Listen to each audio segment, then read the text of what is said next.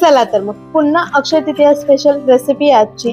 खानदेशात अक्षय तृतीयाला बऱ्याच पदार्थांचा नैवेद्य दिला जातो, त्यातलाच एक पदार्थ म्हणजे उडीद डाळीचे वडे। वरून खुसखुशीत, आतून जाडीदार आणि टम्म फुललेले, चविष्ट आणि अप्रतिम खानदेशी उडीद डाळीचे वड्यांची रेसिपी एक खानदेशी स्त्रीच तुम्हाला परफेक्ट सांगू शकते।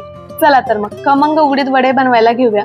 सर्वात आधी इथं 1 वाटी सालीसकट मी उडीद डाळ घेतलेली आहे। तुम्हाला हवं असेल तर तुम्ही बिना फोतऱ्याची किंवा पॉलिश केलेली उडीद डाळ जी असते ती घेतली तरी देखील चालेल, पण खानदेशात उडीद डाळीच्या वड्यांना साली सगट असलेल्या डाळचाच वापर करता आणि त्यामुळेच त्याची चव अप्रतिम येते असं माझी आई म्हणते। तर डाळला मी स्वच्छ पाण्याने धुवून घेतलंय आणि रात्रभर भिजायला ठेवलंय।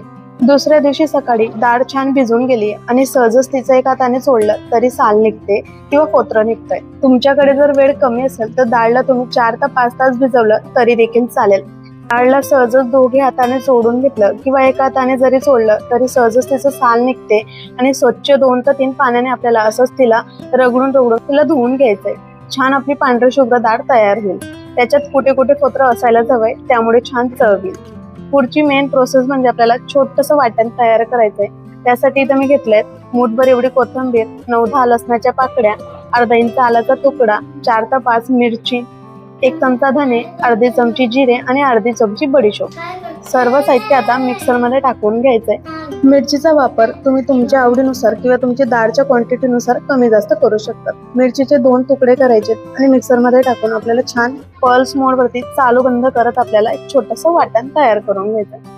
वाटण वाटताना पाणी अजिबात घालायचं नाही, बिना पाण्याचं आपल्याला हे वाटण फिरवून घ्यायचं। तयार झालेलं वाटण एका बाउल मध्ये मी आता काढून घेते आणि त्याच मिक्सर जार मध्ये आपल्याला धुतलेली डाळ टाकायची।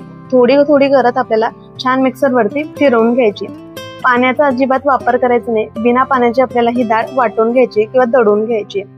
इथं जाडसर असेल तर चालेल, जास्त बारीक करायची नाहीये। थोडंसं रवा टेक्स्चर असणारी आपल्याला ही डाळ दळायची आहे। मेंदू वड्यासारखी अगदी फाईन पेस्ट करायची नाहीये। खानदेशी वडे बनवतोय त्यामध्ये डाळ थोडीशी रवाळ किंवा जाडसरच दळलेली असते। दळून घेतलेली डाळ तयार केलेल्या वाटणमध्ये टाकायची आणि कंटिन्युअसली 2 ते 3 मिनिटांपर्यंत एकाच दिशेने आपल्याला फेटून घ्यायची। छान अशा पद्धतीने फेटल्यामुळे आपले वडे छान टम्म फुलून येतात आणि जाळीदार देखील होतात। फेटून घेतलेलं मिश्रण आपलं फ्लफी झालंय का नाही ते ओळखण्यासाठी एका भांड्यात पाणी घ्यायचंय आणि छोटासा गोळा सोडायचा आहे। जर तो वरती तरंगत असेल तर म्हणजे आपलं मिश्रण अगदी छान फेटून तयार झालंय। आता आपण त्यात चवीपुरता मीठ घालायचंय। फेटून घेण्याच्या आधी मीठ अजिबातच घालू नका, नाहीतर आपल्या मिश्रणाला पाणी सुटेल आणि ते पातळ होईल। फेटून घेतल्यानंतरच आपल्याला मीठ टाकायचंय आणि त्यानंतर पुन्हा आपल्याला 2 ते 3 सेकंदासाठी छान मिक्स करून घ्यायचंय। तर आपलं मिश्रण अगदी छान तयार आहे। आता आपण तेल गरम करायला घेऊया। गॅसवरती कढई ठेवली, त्यात मला हवंय तेवढं त्यात तेल टाकून घेतलेलं आहे।